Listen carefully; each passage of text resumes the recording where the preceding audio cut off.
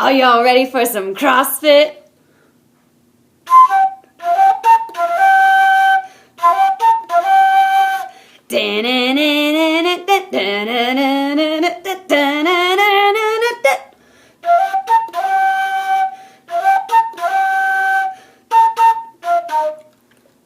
Let's talk about today's workout.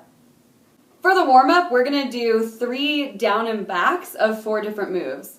Those moves are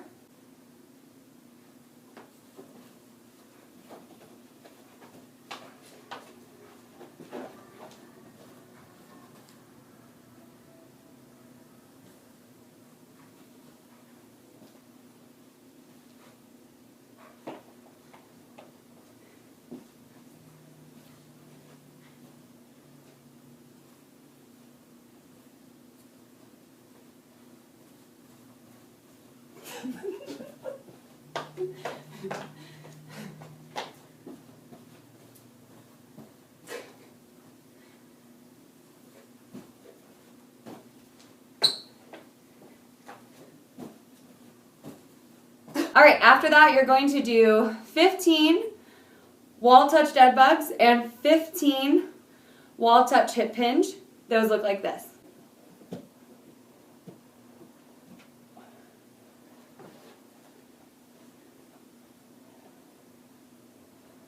For this one, you're going to want to stand about a foot away.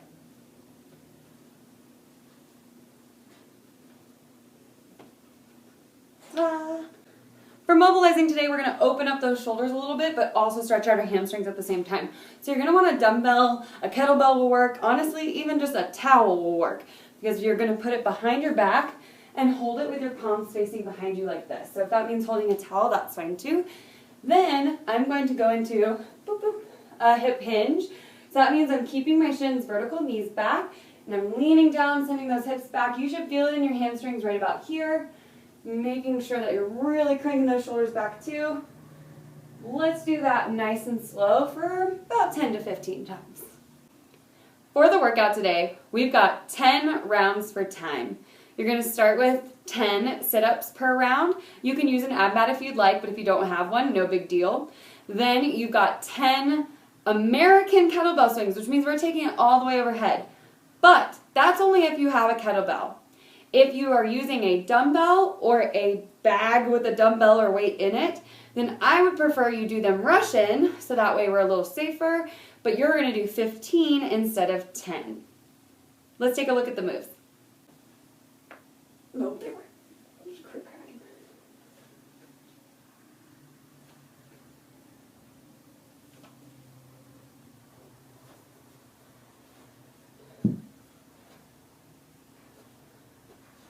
So if you got a dumbbell, I would interlock your fingers underneath the head of that dumbbell like this.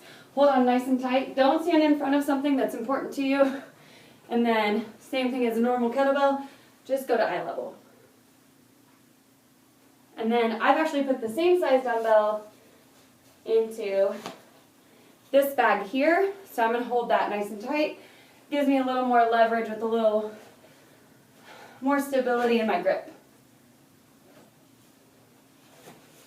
Now for the sit-ups, if you've got an ab mat, use it. Otherwise, let's put the bottom of our feet together, lay all the way back, toss those arms forward, get your shoulders past your hips. Okay, now we have a core and booty buyout for you. You're going to have 3 different moves, and you're going to do 4 rounds of each move before moving on to the next. 1 round consists of 30 seconds of work and 10 seconds of rest. So when you're on your first move, do 4 rounds of that for 30 seconds work, 10 seconds rest, then move on to the next one for 4 rounds of that, and then 4 rounds of the next one. One of the moves, which I'll talk about, is 2-sided, and you'll do 2 rounds on one side, 2 rounds on the other. So let's take a look at those moves.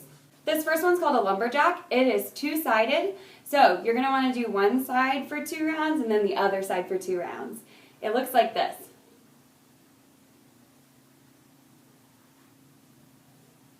And the other side would look like this.